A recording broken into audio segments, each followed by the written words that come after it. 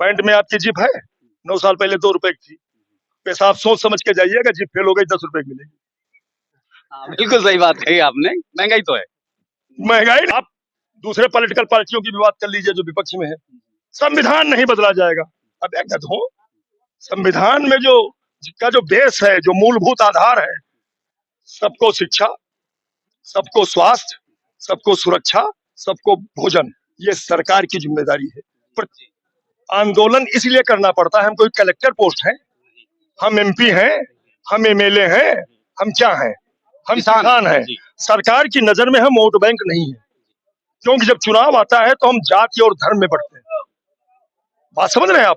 इसलिए हमको आंदोलन करना पड़ता है, कभी चुगटिया काटनी पड़ती है, कभी बकटवा काटना पड़ता है, कभी धकियाना पड़ता है सरकार को, ये बताने के लिए कि किसान नाम की 80% आबादी की एक कौम है इस देश में जहां पे तुम्हारी नजर नहीं गई। इसलिए हम लोग आंदोलन करते हैं।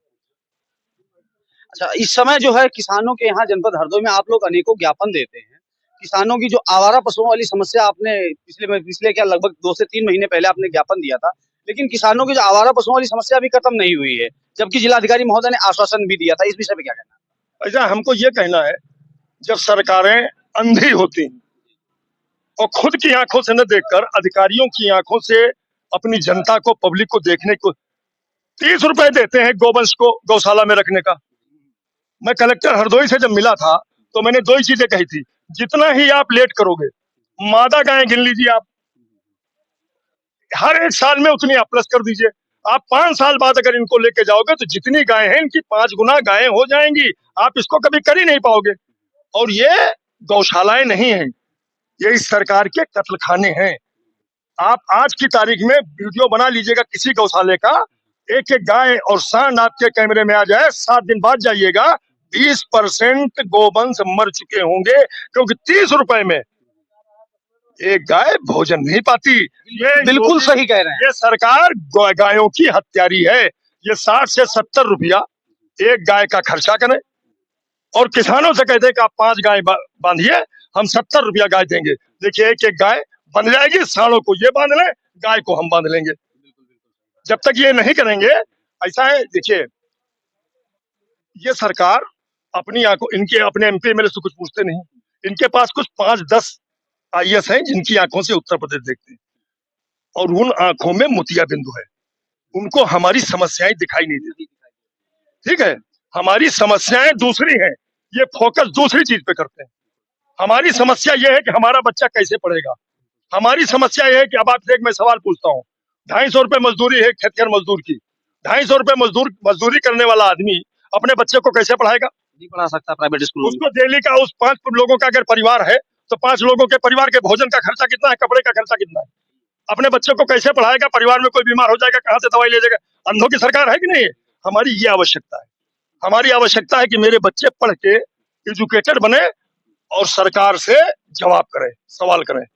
और हमारा अपना मानना है कि जिस उंगली को दाब कर ईवीएम हम सरकार बनाते हैं, उसी उंगली को उठाकर हमको सरकारों से सवाल करना होगा।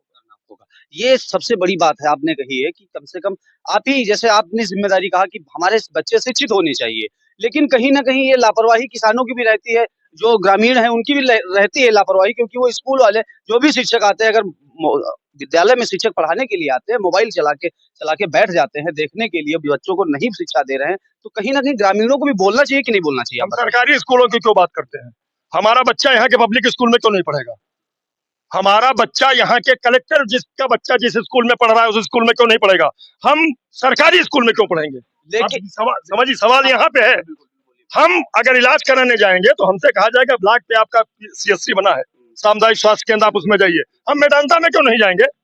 जा सकते हैं, लेकिन एक चीज बताइए कि जब सरकार का लाखों रुपए इसमें खर्च हो रहा है इन सरकारी सुविधाओं में, जैसे विद्यालय हो गया या सामुदायिक स्वास्थ्य केंद्र हो गया, जब लाखों करोड़ों रुपया इसमें खर्च हो रहा है, तो किसानों को दवाई इसमें क्यों नहीं लेनी चाहिए? 9,000 रुपया महीना शिक्षा मित्र को मिलता है, उसी के बगल में एक 90,000 और 80,0000 वाला मास्टर बैठा है। ये अंधों की सरकार, इनको नहीं दिखाई देता कि जो 80,000 वाला पढ़ाएगा वो 8,000 वाला कैसे पढ़ाएगा? बात समझिए आप। हमारा केवल एक है सरकारों से मांग है कि हम गांव के सरकारी स्कूल में पढ़ें या एसआरएस चेन्नई में मेरा बच्चा पढ़ने जाए जहाँ की 5 लाख रुपया साल फीस है।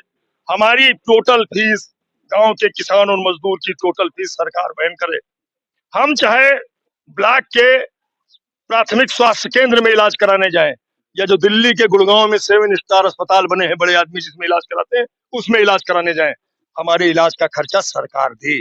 काहे नहीं देगी भाई, काहे नहीं देगी? इसके लिए तो आपको यही बात बता रहे हैं कि सरकार तो लगातार कह रही है कि घर घर जाके आयुष्मान कार्ड बनवाए जा रहे हैं, इससे जो है लोगों के 5 लाख के तक के फ्री इलाज होगा। आपको इसमें क्या कहना चाहते हैं? आपको आयुष्मान कार्ड का की असलियत मालूम है क्या?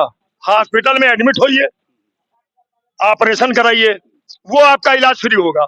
आपको शुगर है, आप हार्ट पेशेंट हो, आप 5,000 रुपए महीने की दवाई ला रहे हो, आपको आयुष्मान कार्ड में उसका कंपनसेशन है? नहीं है। तो हमको जब गुर्दे का ऑपरेशन कराना हो तब आयुष्मान कार्ड है, हमको जुकाम बुखार की दवाई लेनी हो तब आयुष्मान कार्ड नहीं है। इसको आप समझिए। आयुष्मान कार्ड हमने बताया ना, सरकार में योजनाएं वो लोग बनाते हैं, जैसे कृषि की योजनाएं वो बनाते हैं जो एक बिस्वा जिनके पास जमीन नहीं, जिनको गेहूं और उर्द की पहचान नहीं मालूम। स्वास्थ्य विभाग की योजनाएं वो बनाते हैं गरीबों के लिए जिनके 5-7 पीढ़ियों से किसी ने गरीबी देखी नहीं। हमारी हमारी तकलीफ हमसे पूछो ना, हम क्या चाहते हैं? आप बताइए, इस सरकार ने एजुकेशन पे टैक्स लगाया कि नहीं लगाया? बच्चों की कॉपी किताबों पे टैक्स लगाया कि नहीं लगाया? ये देश है, इसको आप देश कहते हैं। आप दूसरे पॉलिटिकल पार्टियों की भी बात कर लीजिए जो विपक्ष में है, संविधान नहीं बदला जाएगा। अब एक हो, संविधान में जो बेस है, जो मूलभूत आधार है, सबको शिक्षा, सबको स्वास्थ्य, सबको सुरक्षा, सबको भोजन, ये सरकार की जिम्मेदारी है प्रत्येक नागरिक के लिए।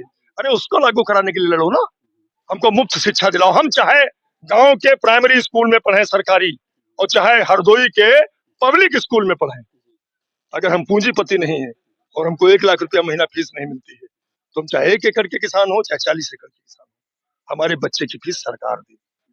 हम जुकाम की भी दवाई लेने जाए तो हम जाए, हमारा कार्ड बने, हमको फ्री में दवाई मिले। ये जब व्यवस्था लागू होगी तब समानता की बात होगी।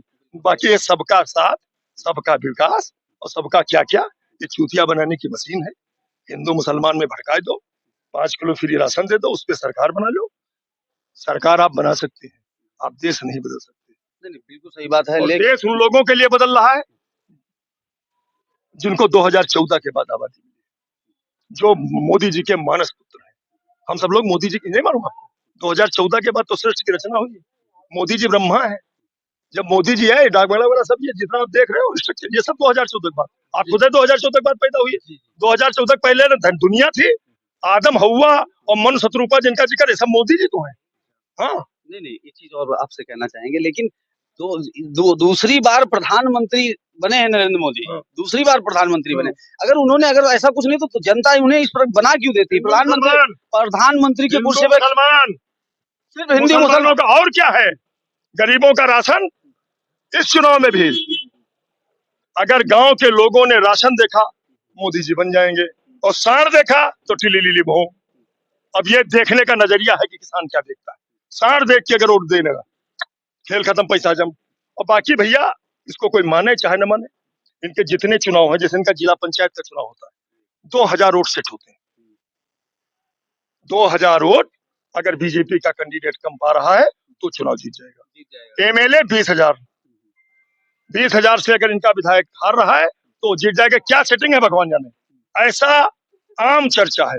लोकसभा 5 विधानसभा होती है तो 20-2500 1 लाख तो जीतेंगे तो है ही। मतलब आपका कहने का मतलब है कहीं ना कहीं सेटिंग से जीत रहे हैं, यही कहना है आपका? कौन दे रहा? हमने तो वोट दिया नहीं। जब हमने वोट नहीं दिया तो कैसे जीत के बताओ? हमको मतलब किसान को हमने तो वोट ही नहीं दिया। 80% हमारी आबादी कैसे जीत के बताओ? वही तो वोट दे रहा है, नहीं बिना दिए वोट दे रहे हैं। हमने बताया आपको कौन दे रहा? जिनका जन्म 2014 के बाद हुआ, जिन्होंने 2014 के बाद दुनिया देखी,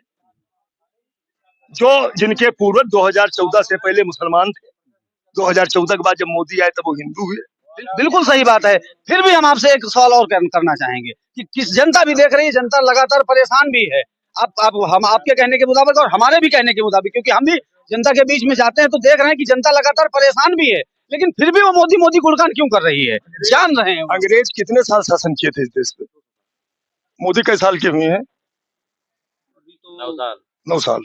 अभी जरा आतंक चरम पे नहीं आया है ना, थोड़ा आतंक चरम पे आने दीजिए। धीरे धीरे लोगों ने लड़ना चालू किया था। एक वक्त था जब अंग्रेजों के खिलाफ कोई आवाज नहीं उठाता, है ना? जब रीढ़ की हड्डी टूटना चालू हुई तो कहेंगे तो उमेश पांडे की टूट रही, हमसे क्या मतलब? कहेंगे तो खगेश्वर की टूटी, हमसे क्या मतलब? ये तो रमेश्वर की टूटी, हमसे क्या मतलब? लेकिन जब हर आदमी की रीढ़ की हड्डी पर वार होना चालू हुआ, हर आदमी की रीढ़ की हड्डी पर, तब लोगों को लगा ये तो सबकी रीढ़ की हड्डी टूट रही है, अभी जरा टूटने तो दीजिए। नहीं सही बात है। आप गेहूं बाहर से मंगा लोगे, गेहूं आयात हो रहा है, आपको मालूम है नहीं मालूम? गेहूं का उत्पादन कम हुआ है, गेहूं आयात हो रहा है।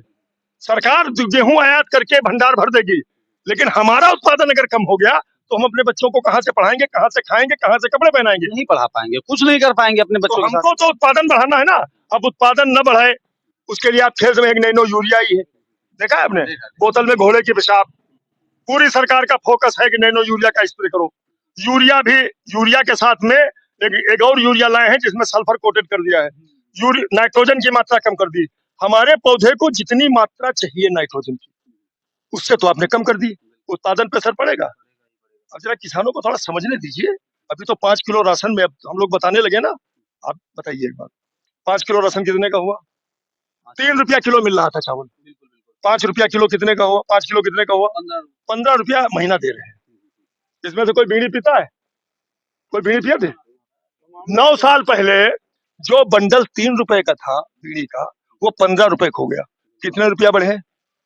12 रुपया। और रोज एक बंडल आदमी कम से कम पीता है मजदूर।